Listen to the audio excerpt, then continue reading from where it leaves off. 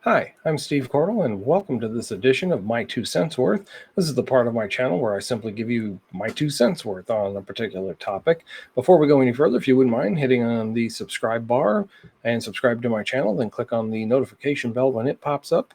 Then you'll be notified anytime I add content to the channel. Like these videos, comment on these videos, share these videos.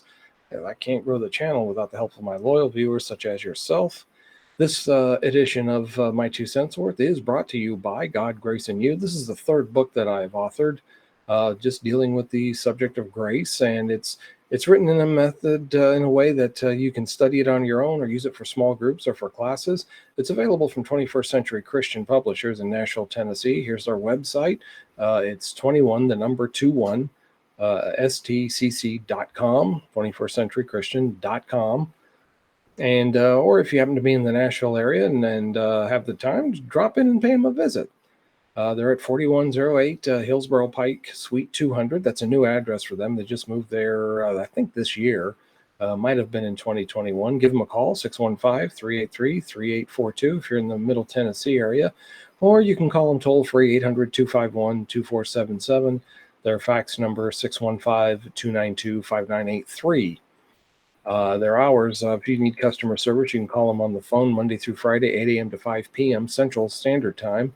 The bookstore is open 8:30 to 4:30 Central Standard Time, Monday through Thursday, and then Fridays 8:30 to 4 Central Standard Time, closed on the weekends. And I've never understood why retail outlets closed on the weekend. I can see them being closed on Sunday, but Saturday, I don't know. But anyway, they'll take good care of you. Just give them a call.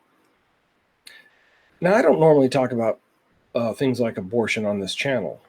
As a rule, I don't talk about politics in the pulpit or in the classroom, but certain issues straddle the fence between politics on the one hand and faith and morality and that sort of thing on the other. That fence gets straddled, and abortion is one of those things that straddles that fence. And as of today, it's June 14th, 2022, when I'm making this video. We are awaiting for the Supreme Court to issue their ruling in the case of Dobbs versus Jackson's Women's Health Organization. And this is the case that presents the first real possibility that Roe versus Wade might be overturned. And there are a number of memes on social media that I saw dealing with this issue. And so I thought I'd post a video, especially with the number of professing Christians who are calling themselves pro-choice. Now, you might be one of those Christians who considers yourself pro-choice because it's the woman's body. The government shouldn't be interfering with her medical decisions and that sort of thing. And so, what I want to do in this is I want to lay out a couple of things. Number one, pro-life is the proper biblical perspective on this.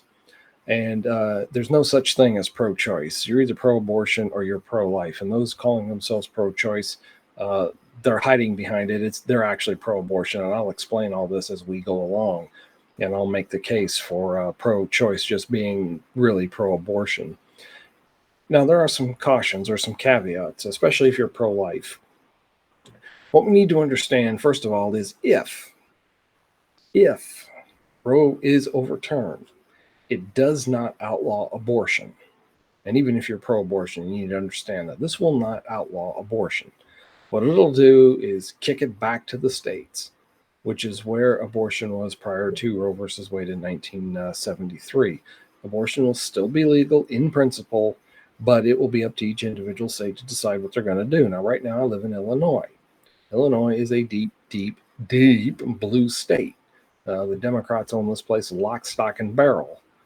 I think there are 2 or 3 Republican held seats in our congressional delegation, and 2 of those have been combined into one district. So we have 2 incumbents running against each other for what I think will be the 15th congressional district, but I'm not positive about that. So just keep that in mind. It'll vary from state to state. I don't expect it to ever be outlawed in Illinois unless there's some seismic change in the alignment of the planets and Republicans and conservatives were to gain a majority in both houses of the legislature and the governor's mansion. So I wouldn't worry so much about it being outlawed. If say, for instance, Indiana, I have no idea what Indiana is going to do. This is just a for instance. If they, let's say, outlawed abortion in Indiana. Well, people from Indiana could come across state lines into Illinois and get an abortion if they wanted to, and then go on about their business. So it's not going to completely outlaw abortion. Second, don't count the chickens before they're hatched. We have a leaked opinion, and leaks can be wrong. When you get right down to it, Supreme Court justices are kind of the politicians light. In other words, they have a Senate confirmation, and so they got to do some politicking. They have a lifetime appointment, but I still think they are uh, affected and or influenced by what they read about themselves in the media, in books, and whatever. And so they can, I think, if enough public pressure could sway them. Now, the leak that came out, it was deliberate, no doubt about that. This wasn't a case of someone accidentally dropped it in the fax machine or, oops, my bad, I happened to email this to press agencies and news outlets across the country. No. Now, as to who leaked it, we don't know. Last I knew, the FBI was looking into it because this is at least an ethical issue. I don't know really what the laws are, but this will have an issue with ethics and the rules of the Supreme Court, because normally they don't want their decisions released until they're ready for it. And so with this being leaked, the popular money is on a law clerk, probably most likely for one of the pro-abortion justices. But I've also thought it could be somebody tied to one of the more pro-life justices, because it looks like you've got 6 justices signing on with this opinion. So it would be a 6-3 decision if that leaked opinion is correct. But politicians sometimes will release trial balloons. That is, they'll let something leak out about a bill they want to introduce to Congress or a new program or something. They'll leak it and then kind of see how it plays. Like the Friday afternoon after everybody's left town, they might let a little leak out, and then they maybe gets picked up and discussed on the Sunday morning news shows, and then they get a backlash. Okay, well, we're not going to do that. Well, it could be that this is something like that. I don't know. I'm just speculating. And then with the public backlash from the pro-abortion crowd, it could be that the 1 or 2 or more of the justices in favor of this case, in favor of concurring with Samuel Alito, who wrote the opinion, they might change their mind. So don't count on this being over. Like Yogi Berra said, it ain't over till it's over. And then third, if the leaked draft opinion is correct, or if whatever the final opinion that gets released is anything like this draft opinion and Roe is overturned, then this is a game changer. This will change for the 2022 midterms and beyond. And I am not one who believed that the 2022 midterms was going to be this easy cakewalk for the Republicans with this huge red tsunami. It's way too early, even though it's June and states are having their primaries and conventions and nominating their candidates. It's way too early to be calling a tsunami. If this were the week before the election or something like that, then I could maybe see it if that's what the polls were indicating. But it's way too early. Now, this will be the colorful, strong shot in the arm and the shot for morale that the Democrats need. Joe Biden's not providing it. His approval numbers are way down around his ankle somewhere, and Kamala Harris's are even lower than that. Neither one of them are particularly popular right now. So I don't see either one of them motivating the troops, but overturning Roe could do it.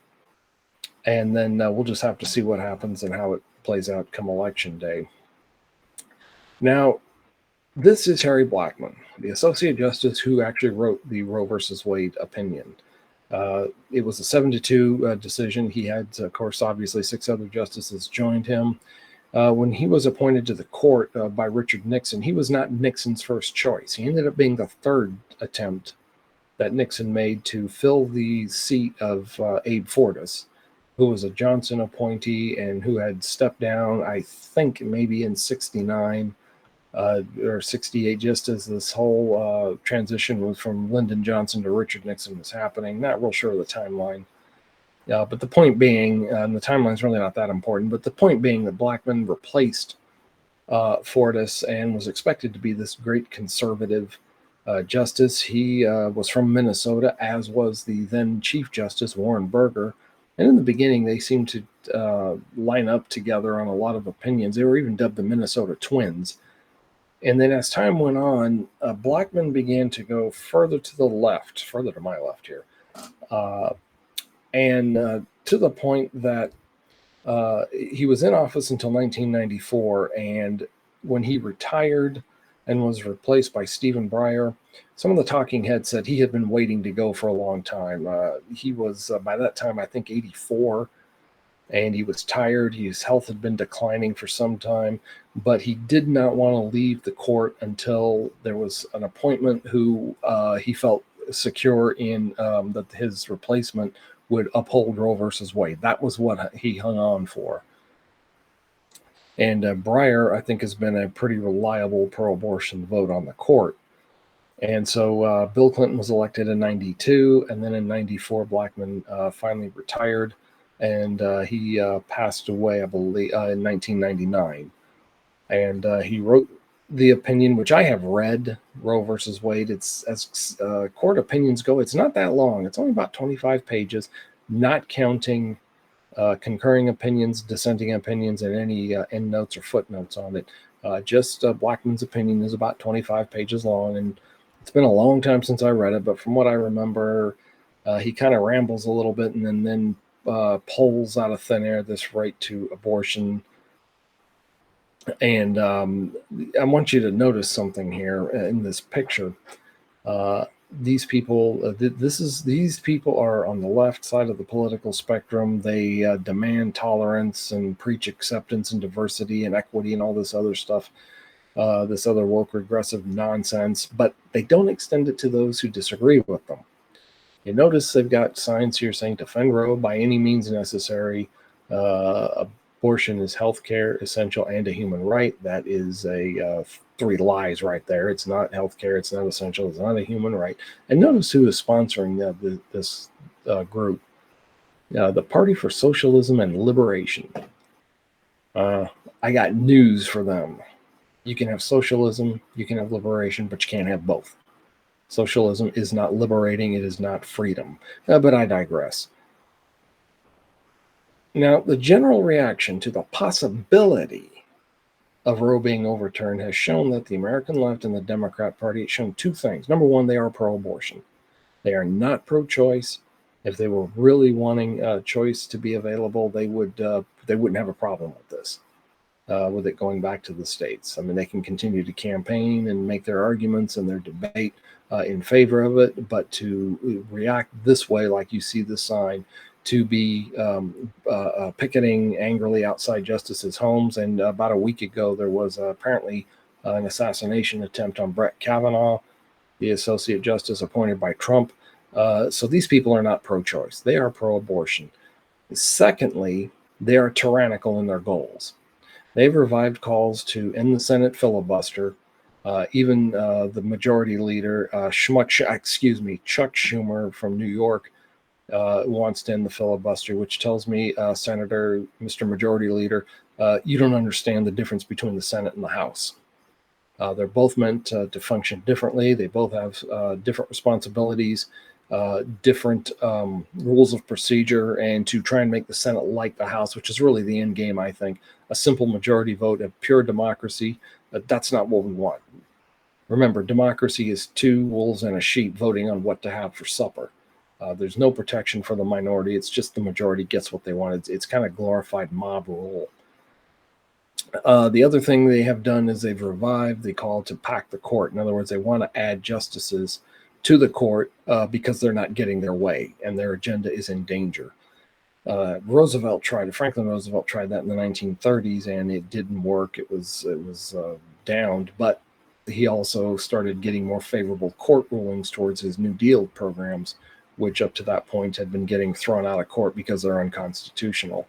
Now, in 2013, Harry Reid, or as Rush Limbaugh used to call him, Dingy Harry Reid from Nevada, was the Senate Majority Leader, and he pushed through a change ending the filibuster for judicial appointees, except for the Supreme Court. You could still filibuster a Supreme Court nominee. And then in 2017, Donald Trump's in the White House. He gets his first crack at appointing a justice to the Supreme Court. And Republican Mitch McConnell of Kentucky orchestrated a change for the Supreme Court nominees with a threatened filibuster of Neil Gorsuch's nomination. So now he invoked what's known as the nuclear option, which is what Schumer did in 2013. Both men invoked what's called the nuclear option. That is, they changed the rules so just a simple majority can get a justice or a judge appointed to the bench. Now, here's where you got to be careful. You've got to be careful making these rules changes to make it easier for yourself and your side to get what you want. Because there's this old axiom cliche we have in American culture that says what goes around comes around. So you, like in 2013, Harry Reid and the Democrats were going to change the rules for the appointment of federal judges, and they did that. And okay, so they had Barack Obama in the White House. The Republicans were stopping a lot of their appointments, which is really what they're supposed to do. They're not supposed to just roll over and confirm everything the president wants or the majority party wants. And that's part of the reason why you need supermajorities in the Senate to pass things, and in the House you don't.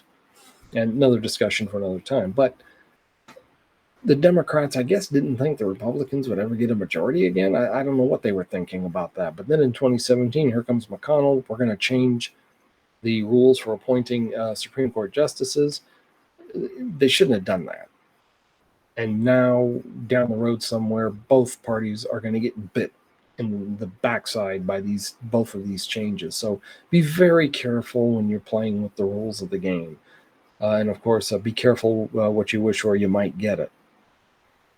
Now, here's another thing we need to consider. These people who are calling Roe versus Wade irreversible precedent, they're saying that it can't be changed. And normally we have the doctrine of stare decisis, which means let the decision stand.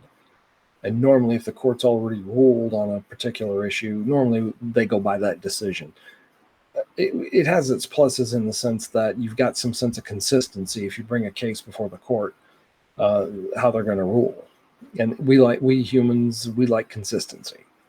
We like to know that the laws aren't going to be radically changed tomorrow. We like things to be, a lot of times when we travel, we like things the way they are. Don't. So, we like consistency. We like familiarity. But now those of you who are calling Roe versus Wade an unchangeable precedent, that it can't be changed, I'd really, in the comment section, give me your opinion of District of Columbia versus Heller. If you want the citation, it's 554 U.S. 570. That's 554 of United States Reports. That's the official reporting of the Supreme Court's cases. It's got the transcripts, the text of all the cases that they hear. Page 540 of volume 554 is where you'll find it. A lot of these people that are calling for Roe versus Wade etched in stone, it cannot be changed, want District of Columbia versus Heller overturned. Now, that is the case that solidified the Second Amendment as meaning an individual right to bear arms. And the liberals have not liked that decision. They want it overturned. So why is it that you want Heller overturned but not Roe? Leave me something in the comment sections and just explain. I'm just curious, really, as to why that is.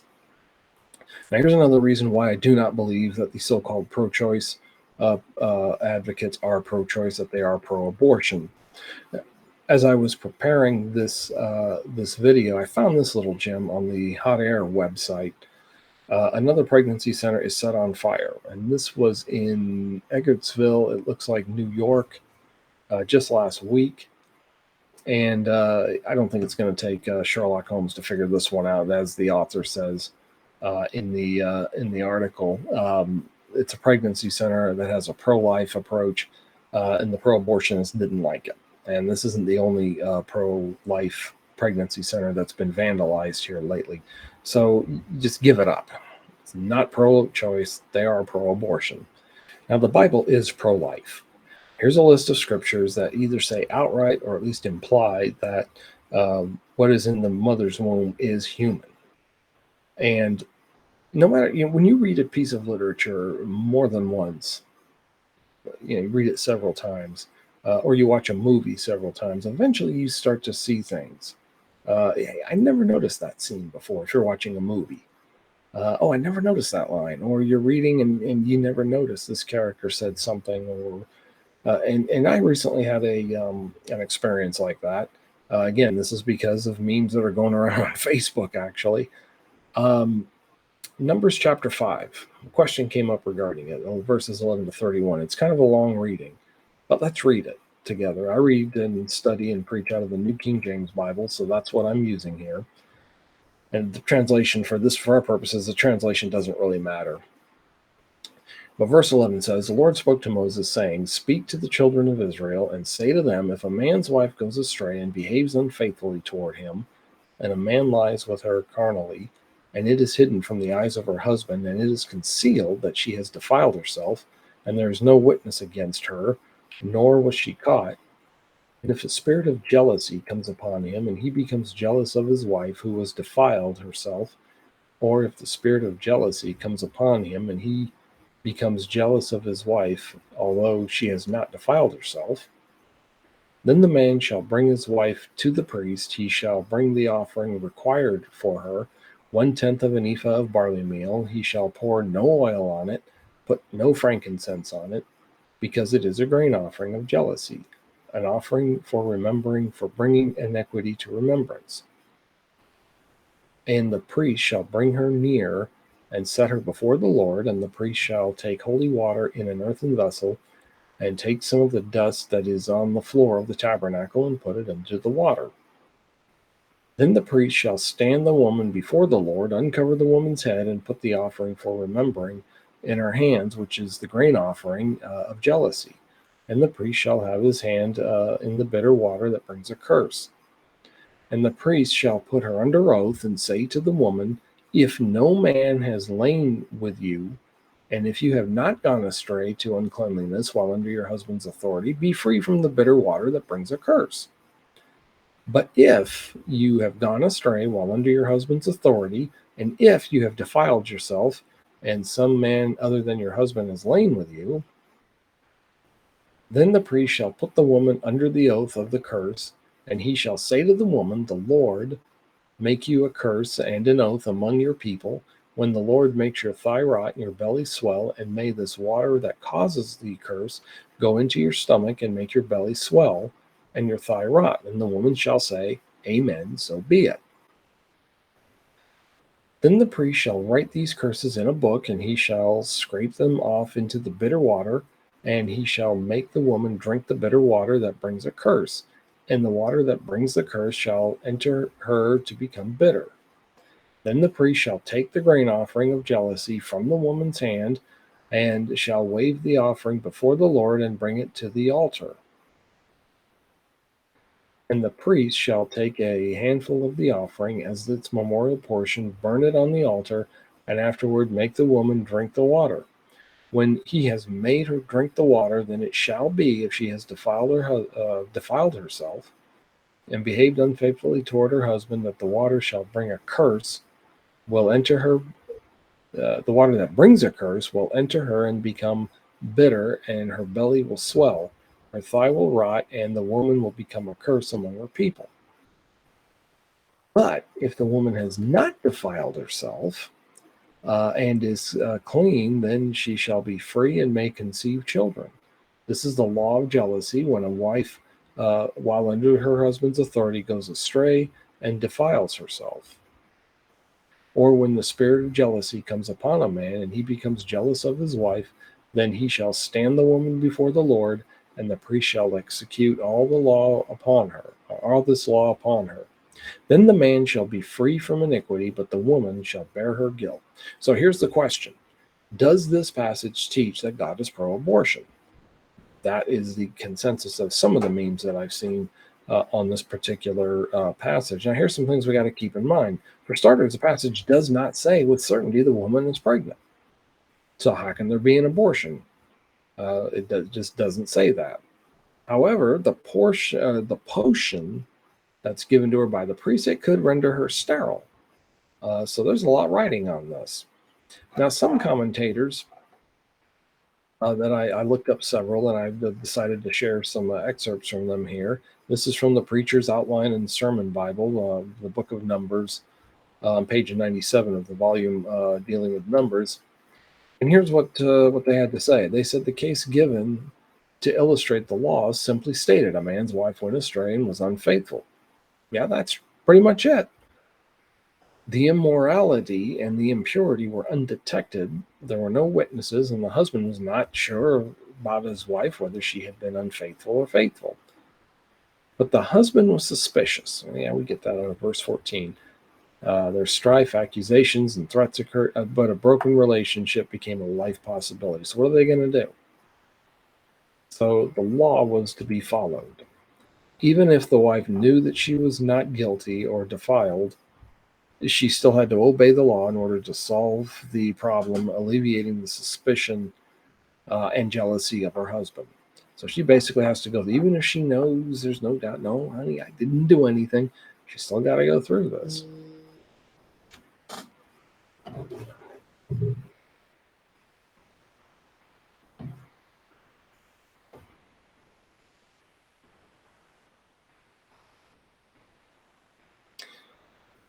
Clyde Woods and Justin Rogers in the College Press NIV commentary that writing these curses on a scroll and wiping their ink into the bitter water, the priest symbolized the curse taken was included in the potion which the Lord would use to punish the guilty.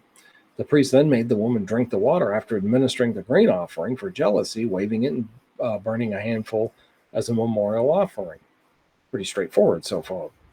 If she were guilty, the woman would experience bitter suffering. Now, here's the thing we have to understand that they're not the only commentators who said this, but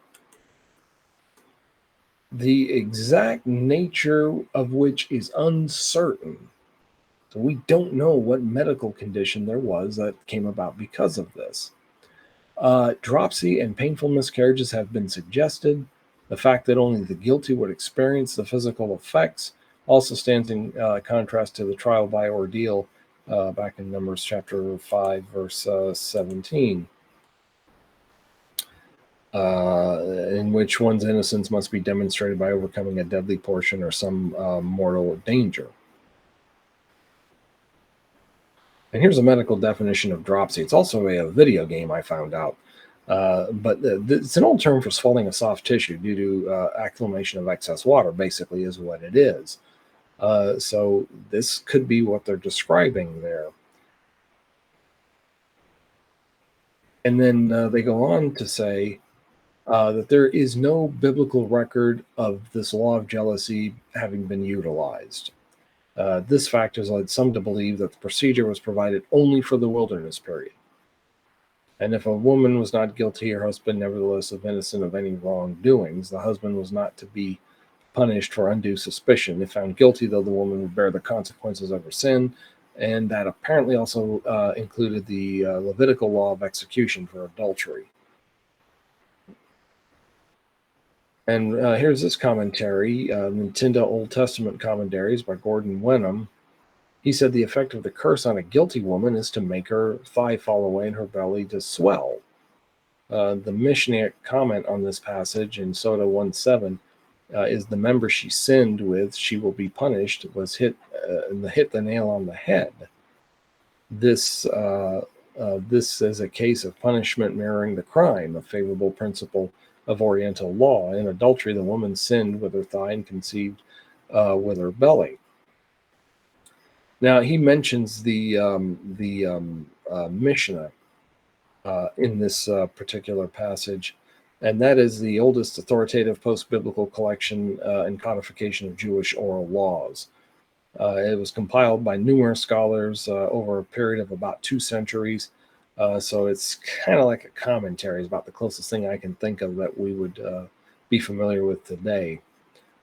And then the Sota is a term for a woman suspected of adultery, and she's got to undergo something to test whether or not the charges are true. Now, here's something else that he says. He says, therefore, it is fitting that these organs should be the scene of her punishment. What this means in medical terms is uncertain. Josephus, that was a Jewish historian, he was born about the time of Christ's crucifixion and ended up being captured by the Romans, and he recorded a lot of history and things about the Jews and had a front row seat for the destruction of Jerusalem. But Josephus suggested it was dropsy, and more recent suggestions include miscarriages and I don't know how to pronounce that, or a false pregnancy, but the exact diagnosis is unimportant. I believe the people who were there at the time would have known exactly what this meant. And today we've just kind of lost it with time, but there are things we can guess and speculate that would have been the medical ailment. And there's a mention in Genesis 20, verse 17 of Abimelech's wives becoming sterile as a result of his intention to commit adultery with Sarah. And Leviticus 20 predicts the same penalty will befall couples guilty of incestuous relationships. So God took this sort of thing seriously. Here's that word I cannot pronounce. It is an inflammatory process that causes blood clots to form and block one or more veins, usually in the legs. And if you read the description there in Numbers, that kind of fits. And then this one last, I think this is the last commentary of Dale Brueggemann in Leviticus and Numbers, Deuteronomy, and the Cornerstone Biblical Commentary, said that Tikva Frymer-Kinsky notes that the outcome was left to God, whatever was going to be from this particular curse that she had to deal with of the priest. Pregnancy would become, if the ritual proved the woman guilty, pregnancy would become impossible. If the ritual proved her innocent, conception would be possible.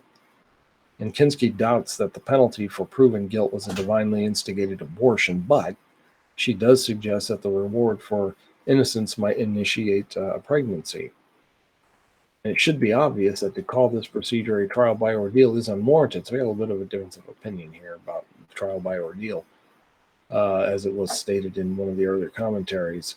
Judicial ordeals are distinguished by two important and interrelated aspects.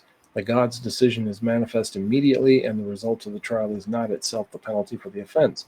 To use modern terminology, the God is the jury that gives a verdict of guilt or innocence during the ordeal, and the judge then imposes a sentence. And in accord with this verdict, in Numbers 5, God is judge and jury. Now, it is interesting to note there is no biblical record of this trial ever being implemented, although rabbinical sources did talk about it. So it's there, yeah, we see it in the text, but apparently it was never used.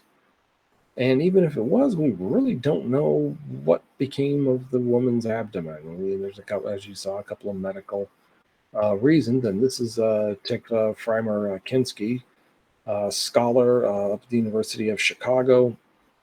She passed away from cancer in 2006.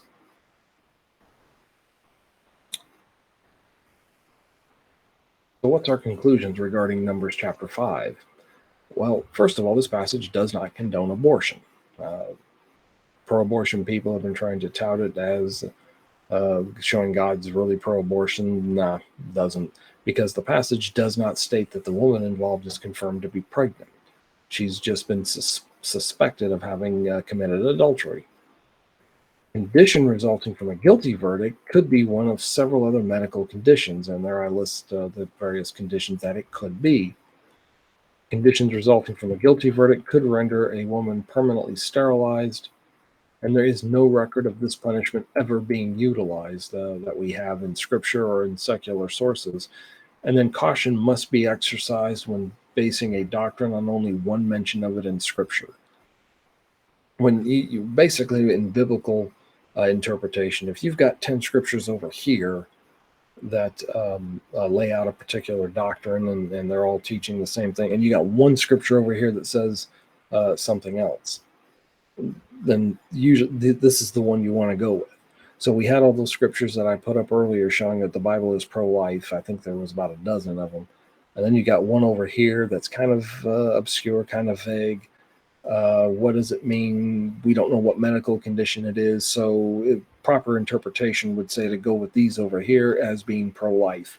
And that's the biblical position. This one over here, because there's some ambiguity in the medical condition of the woman, you can't base a doctrine and say God's pro-abortion because of it. It just doesn't work. So contrary to pro-abortionists, there are non-biblical arguments against abortion. I saw a meme, it's been a couple of years, that said, you pro-lifers, give me some non-biblical arguments against abortion. Well, go ahead, I'll wait. Okay, so here's some non-biblical arguments that are pro-life. Number one, when a living sperm meets a living egg, why is what they form not living? A living male and a living female have sex. He impregnates her. A sperm goes in and unites with one of her eggs. It's got DNA in it. And from what I remember from biology, only living things have DNA. This computer doesn't have any DNA in it. I do. My dog does. My wife and daughter do. So why is that egg and sperm not considered living when they unite? And if they're not living, then by what physical law of medicine, biology, anthropology, physics, pick your science, by what law of science does a non-living thing suddenly become living? My computer can't suddenly become living. It can only do what I tell it to do. So how is it when it comes to human reproduction? It starts out an inanimate object dead and suddenly becomes a living object. Third, if only at birth one is considered living, what about an hour before birth? So if a baby is born at 1 o'clock in the afternoon, is it not living at noon, even though the mother's in labor? What about at 12:55, 5 minutes before its head pops out and takes its first breath? Is it not human then? And we got a potential answer to that coming up. Stay tuned.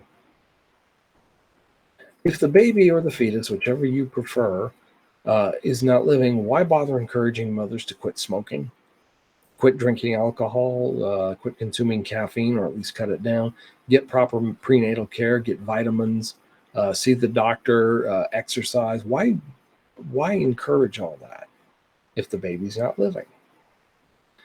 Why do doctors perform surgery on babies in the womb if they're not living or somehow not human? Seems to me they're wasting their time.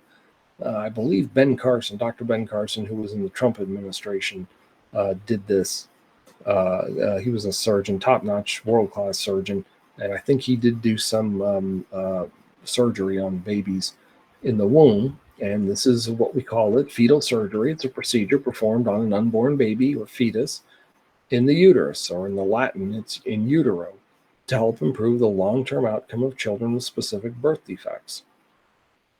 And here is a list of treatment or of conditions that can be treated via in utero surgeries.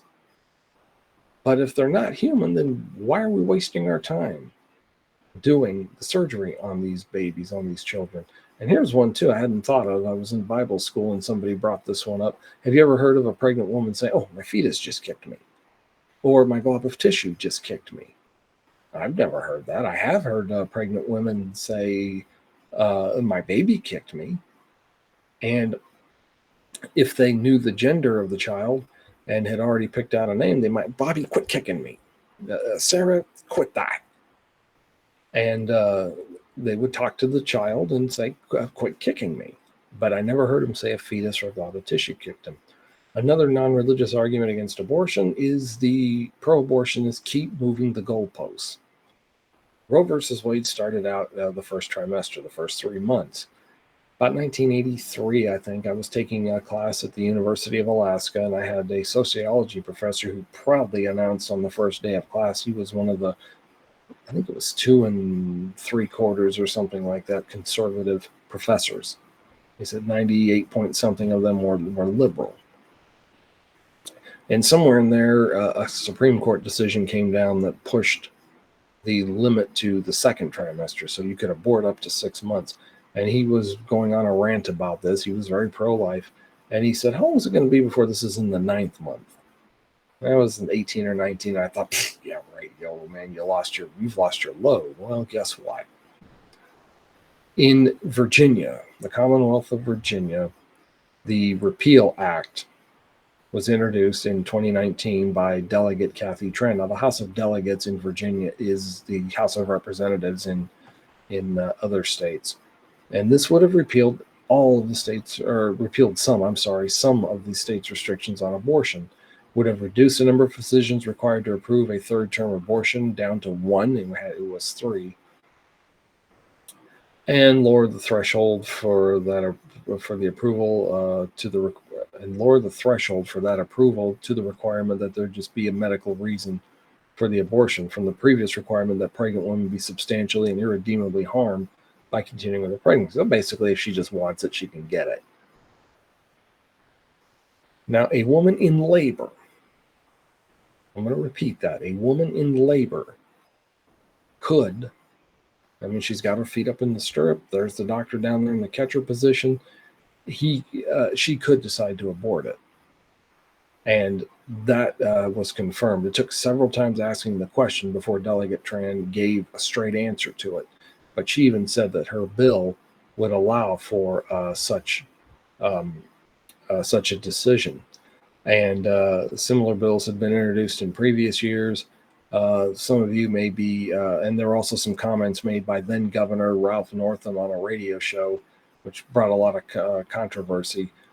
But here's the clip of the questioning of Delegate Tran about her bill and what it would entail. For those of you who aren't believing me, here it is, straight from the horse's mouth.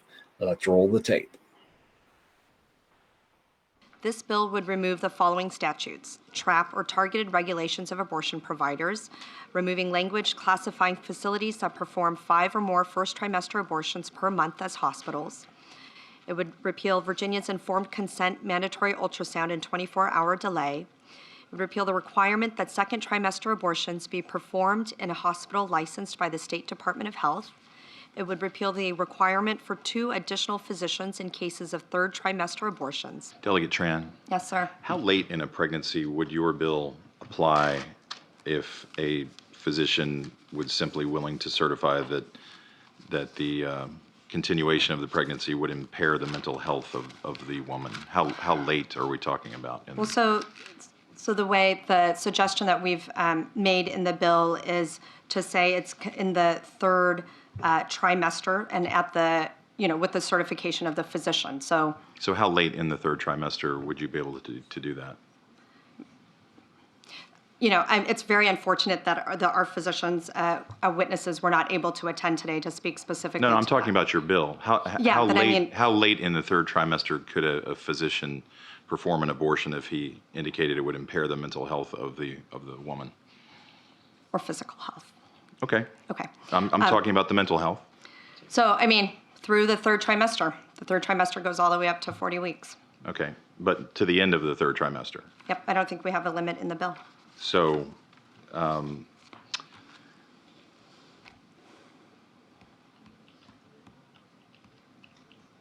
where it's obvious that a woman is about to give birth, she has physical signs that she is about to give a birth, would that still be a point at which she could request an abortion if she was so certified?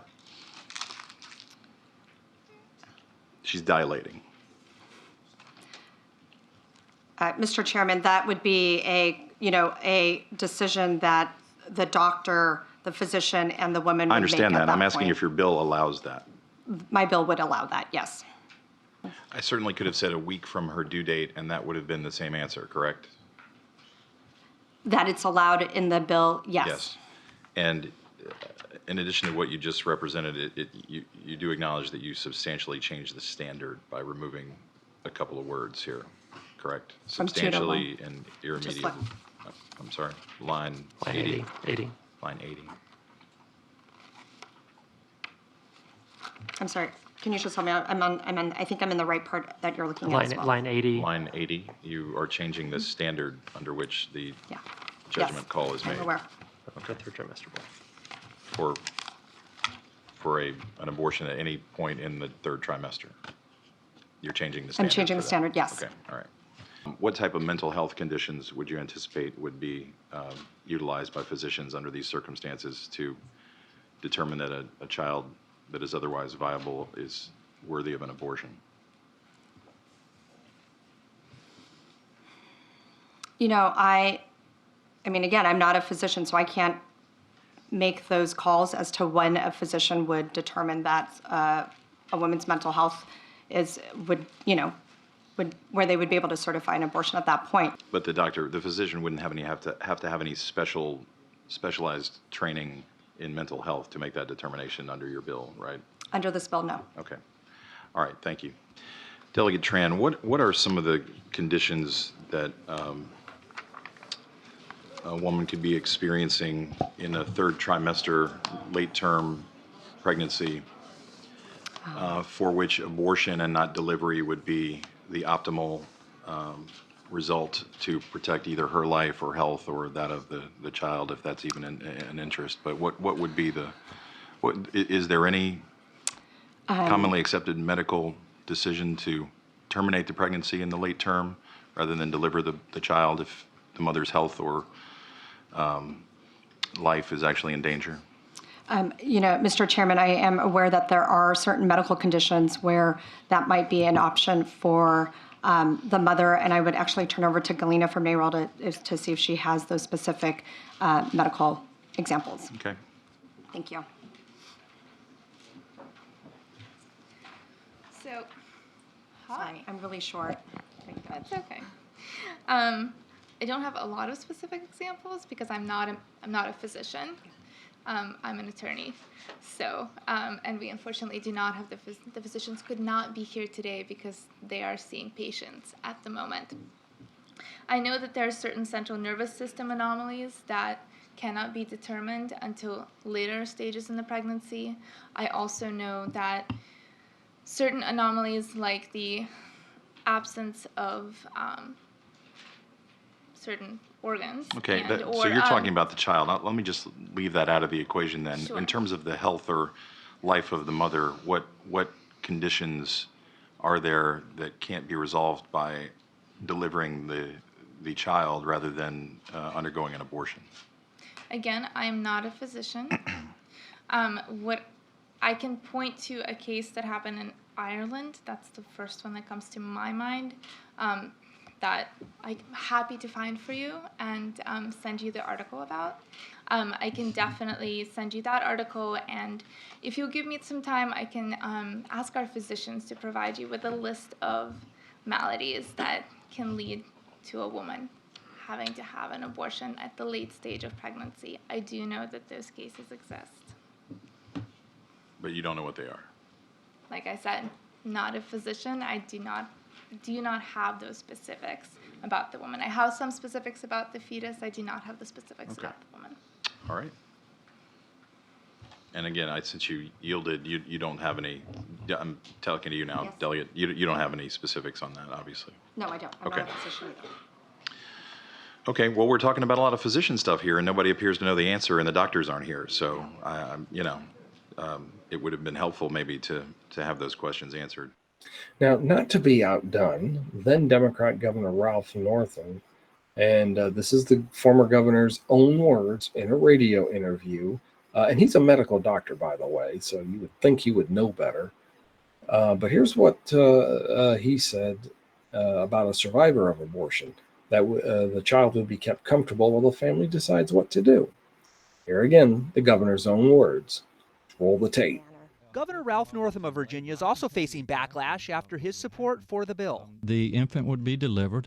The infant would be kept comfortable.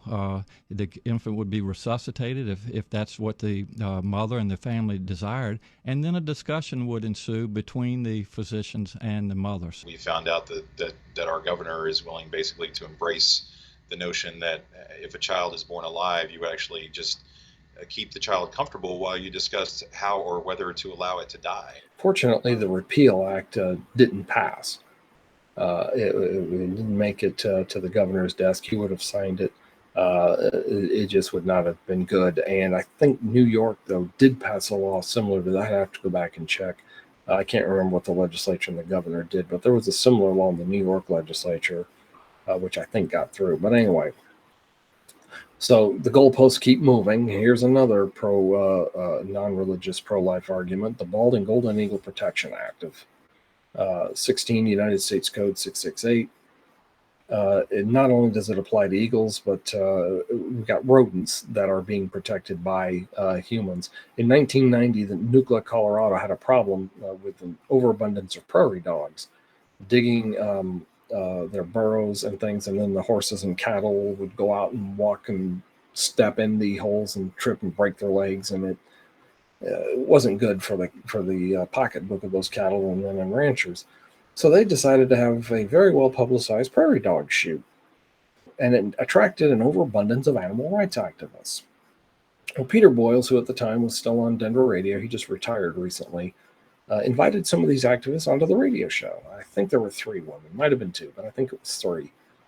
And they were animal rights activists. They're sitting there talking about this. And during the conversation, Boyles said, so tell me, what do you think about abortion?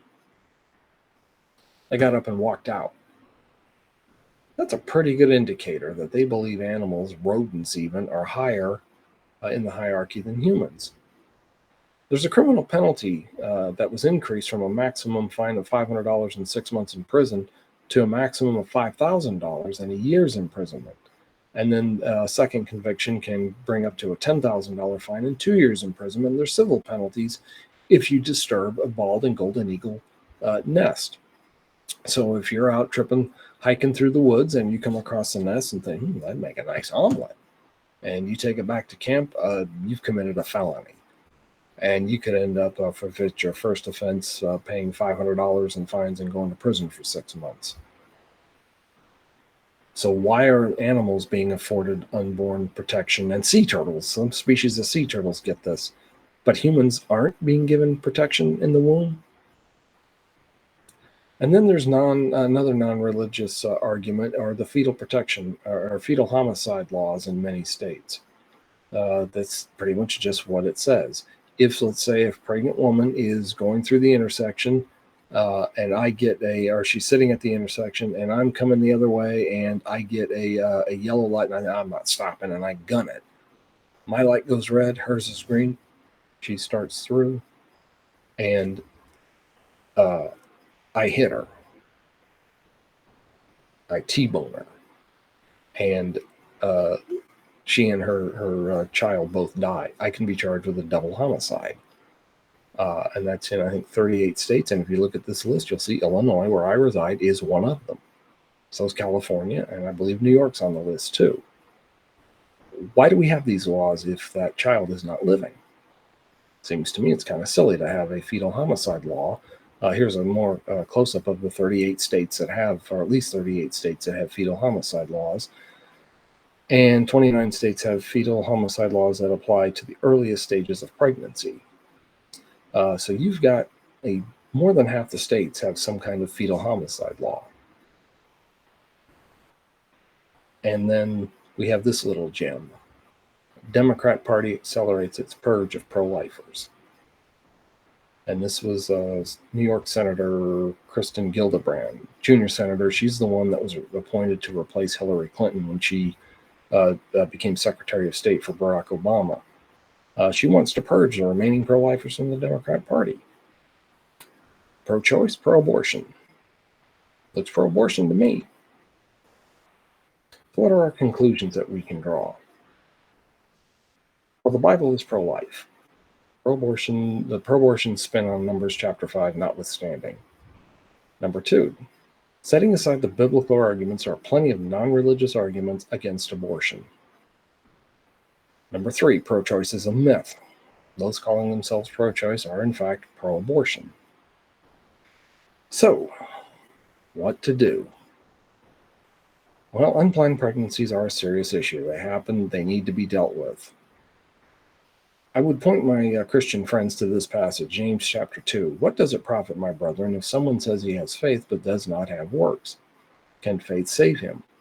If a brother or sister is naked and destitute of daily food, and one of you says to them, depart in peace, be warmed and filled, but you do not give them the things which are needed for the body, what does it profit? Thus also faith by itself, if it does not have works, is dead. Just like a dead car battery. It doesn't do you any good. That dead car battery is just a paperweight, really, is all it is. Your faith, if it's dead, is useless. And here we've got this. Sister Joan, I don't know how to pronounce her last name, says that just because you're opposed to abortion doesn't make you pro-life. Your morality is deeply lacking if all you want is a child born, but not a child fed, not a child educated, not a child housed. And why would I think you don't? Because you don't want any tax money to go there. That's not pro-life, that's pro-birth. And then there's this cartoon over here of, it says a perfect depiction of the pro-life movement. Both of these are bogus. In fact, I would say the cartoon's definitely a lie. The sister here, typical of a lot of liberals. What I have learned over the years is that liberals tend to look at benevolence as only legitimate if it comes from the state, from tax dollars. When I have brought up private sources, I've gotten a response, what private source? There are no private sources, or, well, private sources aren't enough, or whatever. There are private sources to help with unplanned pregnancies. And when you get tax dollars involved and you get the government involved, you're paying people to alleviate this, allegedly. And what ends up happening is you create a cycle of dependency. I might do a video on this as to why Christians tend to be more conservative and small government and low taxes. If I give you $100 for groceries and you need groceries, I give you some money, you get the full benefit of the $100. And I'm giving it to you because my expenses are all met. I've got a little money left over. I want to help. Getting the government involved to give you that same $100, they not only need $100 from me, but they're going to need $100 from 3 or 4 other people to pay somebody to do this job. And okay, so they take care of you, and now they need somebody else because this guy's getting paid. He's making his living this way. And what happens then, if you keep coming back to me, you come back next week for another 100 for food, and then the following, I'm eventually going to say, whoa, wait a minute. I can't keep giving you $100. What's going on? Why do you keep coming back to me for money? Do you need a job? Can I help you find a job? Or what do we need to do here to get you off? Whereas the government, and the same thing with churches and private charities, our interest is not in keeping people on, it's in getting them off. But the government, because people are making their livings doing this, their interest is the exact opposite. It's keeping people on welfare. So yeah, that's why I'm not real crazy about my tax dollars going to help these create a cycle of dependency, which is what has happened. So here's the challenge. You consider yourself pro-choice, let's prove it. If you're pro-life, you need to prove you care about life beyond birth. So the challenge is, whether you consider yourself pro-choice or pro-life, make a donation to an adoption agency. I do a birthday fundraiser every year on my birthday for Christian Family Services. This is where we adopted our daughter from. Colorado Christian Services is another one. That's where my wife got adopted from. Donate to. If you don't want to donate to one of those two, find another one. Put a link to it if it's an adoption, not abortion. I don't want any of these that do both. I want adoption only. Put a link to it in the comment section below and let others know about it, and maybe they'll donate too. Or here's another one. Donate to one of these children's homes. These are homes for children that don't have a place to go, and it's for various reasons. Some children's homes take money, government money. Some don't. Tipton, we used to work there. They don't take government money except for a few cases where Medicaid is how the child gets insurance and health care. Schultz Lewis, to the best of my knowledge, does not take government money, but I'm not positive about that. But they're both good homes. Make a donation. If you donate regularly to NARAL or to Planned Parenthood, split the donation or match it. If you give $100 a month to Planned Parenthood, give $100 a month to one of these organizations, or find a children's home, or find an adoption agency. If you're an atheist, you don't want to give to a religious organization, that's fine. See if you can find a secular adoption agency or a secular children's home, whatever. My point is, show that you're pro-choice and make real choice available. If you are pro-life, show that you are pro-life beyond birth and make a donation to one of these homes or one of your choice. Well, that's the end of this video. It's one of my longer ones. Leave your comments in the comment section below, and do subscribe to the channel if you haven't already done so, and share these videos. Leave your comments if you're pro-life or if you're pro-abortion, whichever. Go ahead and leave your comments below. Just keep it civil. No obscenities, or your comments will be deleted and you might be blocked from the channel. So that's all we have for now. We'll see you in the next video. I'm out.